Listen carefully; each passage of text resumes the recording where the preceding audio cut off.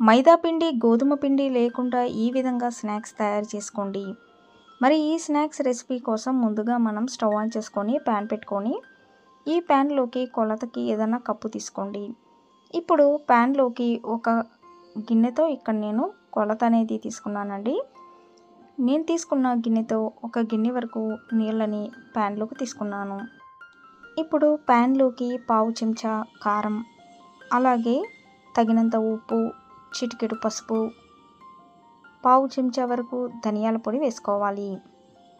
ధనియాల పొడితో పాటు అర చెంచా జీలకర్ర వేసుకోండి।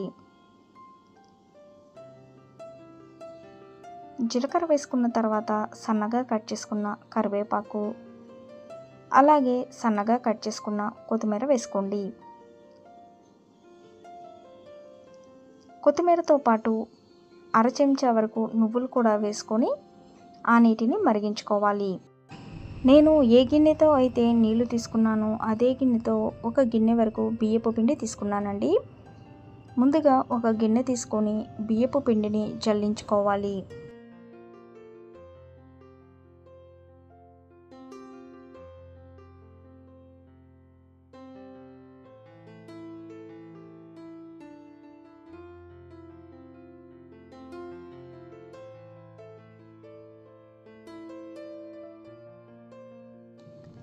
జల్లించుకున్న పిండిని ప్యాన్లో నీళ్లు మరిగిన తర్వాత ఈ బియ్యపు పిండిని ప్యాన్లో వేసుకొని కలుపుకోవాలి।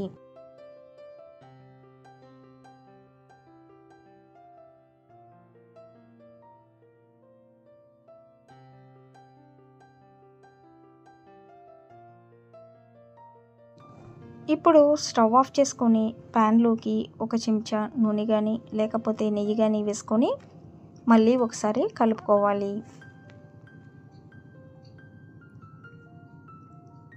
ఈ విధంగా కలుపుకున్న పిండిని ఒక గిన్నెలోకి తీసుకోవాలి। గిన్నెలోకి తీసుకున్న తర్వాత పిండి మొత్తాన్ని గరిటెతో చక్కగా అదుముకోవాలి।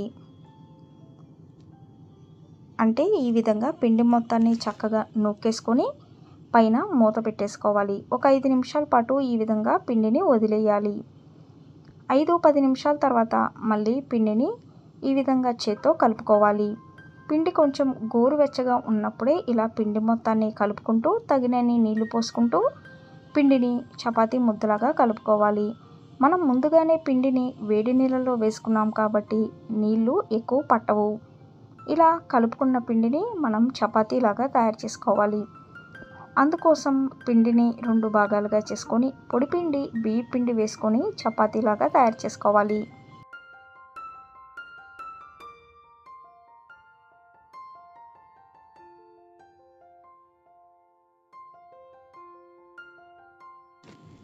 మనకి ఈ చపాతీ అనేది షేప్లో ఏమీ రాదండి। ఇలా నొక్కేసుకున్న తర్వాత చుట్టూ ఉన్న ఎడ్జెస్ని కట్ చేసుకొని మళ్ళీ ఒకసారి ఈ విధంగా చపాతీ పైన నొక్కేసుకోవాలి। ఇక్కడ నేను స్క్వేర్ షేప్లో కట్ చేసుకున్నాను, అలాగే ఇలా ముక్కలుగా కట్ చేసుకుంటున్నాను। ఒక్కొక్క పీస్ని ట్రయాంగిల్ షేప్లో కట్ చేసుకున్నానండి। ఇప్పుడు వీటిని నూనెలో వేసుకొని వేయించుకోవాలి।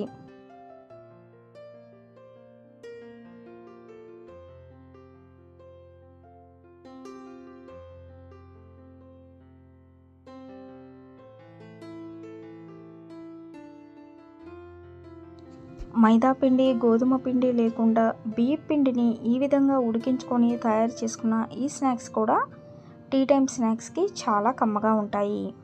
మరి మీ అందరికీ మైదా గోధుమ పిండి లేకుండా తయారు చేసుకున్న ఈ tea time snacks recipe video నచ్చినట్లయితే please like, share and subscribe my channel. Thank you for watching.